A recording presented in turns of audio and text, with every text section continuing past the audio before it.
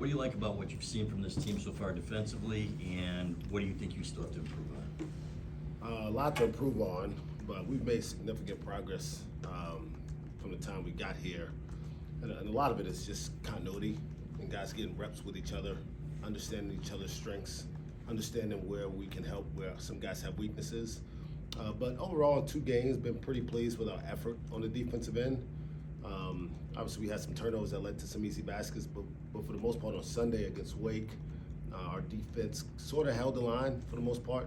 We had some offensive issues, particularly late, that we need to clean up, but our defense got a long way to go, but I like the progress we made since June. And then the defensive rebounding, where are you at with that? Yeah, that's an area we got to continue to emphasize. Certainly, I think I looked it up today. We have the 6th tallest team in terms of average height in the country, according to KenPom. And so, not that height necessarily correlates with rebounding always, right? Because sometimes smaller guys just have a better knack for finding the ball. But it should be a strength of this team with the composite size we have. When you talk about even guys like Roddy Gale, who can be a better rebounder for us than he's been so far. Sam Walters can stick his nose in there. He's not the strongest kid, but he can stick his nose in there a little bit more. Namari, guys like that. So obviously everybody points to our bigs, but a lot of times what happens honestly is teams put 1 or 2 guys on them and they're in a battle, right, with another body, and don't always have the freedom to release and go get the ball. That's where our guards have to continue to be better in that area for us. James? Like, you've coached some good defensive teams in Oklahoma State. Yeah. I think they're ranked in the top 20 defensive efficiency. I guess, what do you feel like are the required ingredients to kind of make a good team defense? Well, first is effort, right? There's a will defensively that you have to have. If you don't have a desire to be good defensively, you won't. And so you got to be committed. You have to understand that your teammates need you. And obviously, there's some things intangibly that can make a defense better or not as good. Length helps because you can be more disruptive without necessarily pressuring or pressing, so to speak. Rebounding is always a big part of your ability to be a good defensive team, because if you can't finish the possession, it really kind of moots the effort that you put to stop a team from getting a great shot. But then obviously you got to have guys who understand the concepts that you're trying to implement, whether it be how you're going to defend ball screens, how you're going to defend in the post, how you're going to defend if teams go to 5 out, which sometimes I think we'll see, especially to counter our size. So just effort, concepts, and then just a will to be good on that end, and a desire to understand that that's a part of being a good team, is having a good defense to kind of what we think will be a really good offense. And I know it's early, but do you feel like this team has the makings to maybe be like a top 30, top 25 defense? Yeah, it's too early to say. Kind of, what I have a hard time with now in college basketball is just there's so much turnover everywhere, right? It used to be just a few teams took transfers, and so it took a while for you to figure out. But everybody, we're obviously an example of it. We won't know a lot about a lot of teams for probably another month. Probably getting to mid-December before you say, okay, their identity's taking shape here. But what I do like is that from a length and from a philosophical standpoint, there's a path to being a really good defensive team. And so if we were really small and thought we had to press, I'd be concerned, because it's not necessarily going to go well with how we want to play offensively. We can tire ourselves out on defense, but we can be really good in the half court defensively as we're built. Coach on your left with Alejandro? Even before the season, Dusty May was mentioning that he was concerned about Michigan potentially not being that good defensive rebounding. But what were some of the factors that you guys saw in training camp that gave him that forecast, I guess? Well, just watch us in practice every day. I think you just take the information that you're receiving from what you're seeing on a day-to-day basis in practice. And rebounding honestly, a lot of times is it's kind of you really kind of do it well, or you don't. Don't really teach guys to become good rebounders. Think about the best rebounders. A lot of it, like Dennis Rodman, obviously being around this area, wasn't the biggest guy. He had an unbelievable will to just go find the ball. And we don't necessarily have a bunch of guys who have that. And so you got to teach him how to conceptually rebound, where the ball may bounce. Obviously, a shot taken from one side of the floor usually is going to bounce the other way. So we're teaching those guys that. But our offense in practice puts us into some pretty compromising positions. And so it exposes some of those things earlier than maybe we would have found out before. Go ahead, Eli. Yeah, so you kind of mentioned it there at the end. I wanted to ask a little bit. So you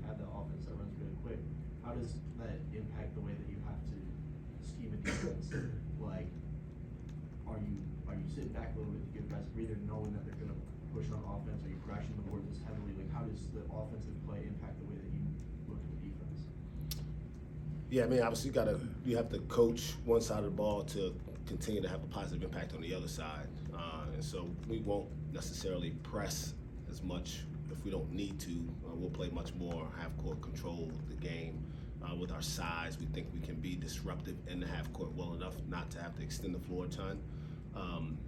But at the same time, our offense is going to be one that's more free-flowing. And because of that, we're going to have guys probably cross-matched in transition because a lot of guys can handle the ball for us. See Danny Wolf pushing the break. So maybe he may get cross-matched because he's taking a three, or maybe he's cutting to the basket, or him and Vlad are playing in a two-man game. But now our guards are getting back, having to guard bigger guys. So at that point, it's just a matter of communication. And so we switch a lot because we have positional size. We think that teams won't be able to really hurt us in switching. But again, we don't know how good we can be until we get 5, 6, 7 games under our belt and have some real data against other opponents. Because one of the things that we don't see a lot in practice is pressure defense. And so I think even in the weight game, they got a little more aggressive midway through the first half, kind of put us on our heels a little bit there. To end the half, we didn't have a great finish to the half or a great start to the second half because it took us some time to adapt to their physicality. Because we do, again, in our practices, we don't see that on a day-to-day basis. So getting these reps in non-conference will help us move forward. Andrew? I know you faced TCU last year, but it looks like maybe only one guy who played in that game was like still on the Unbelievable, team. isn't it? So is it just completely new? What can you say about what you Well, just Jamie Dixon, right? Proven coach, proven winner. He's had success everywhere he's been. Even as time as an assistant at Pitt, then he took over and they were really, really good. And then obviously it took a little while to get TCU going, but he's been to the tournament I think three years in a row now, maybe. And unfortunately had to face Gonzaga in the second round 2 of those years. Otherwise, he may have had a better chance to get to the Sweet 16. But his teams have always been really, really physical, really tough. The last few years, they've been really, really fast. I think they've led the nation the last 2 years in transition points. And so, the way they want to play, the way we want to play could be led to a very entertaining game. A lot of points scored. Not for the defensive coach won't be so happy, but they're going to be well prepared. They're going to be disciplined. They're going to be tough and physical, and they'll play fast. Clayton?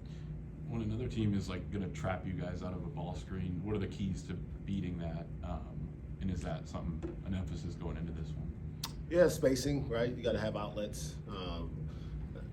We won't see I don't think we'll see a whole lot of trapping, just because we have so many different guys who can handle the ball, pass it, and shoot it.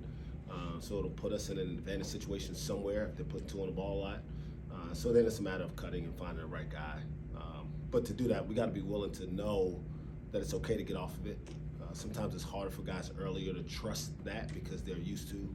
And Wolf is probably the best example we have. He was so prominently featured in their offense that he's starting to figure out that Trey Donaldson can handle the ball and make plays for him. Trey doesn't necessarily need him to make plays for himself all the time. And so just getting that chemistry in these games will really help us long term. But in terms of trapping us, I mean, we got guys like Sam Walters out there, and you're making the choice to maybe leave him open by chance or being in the late rotation to him. I think teams will second guess whether they'll actually trap us a lot.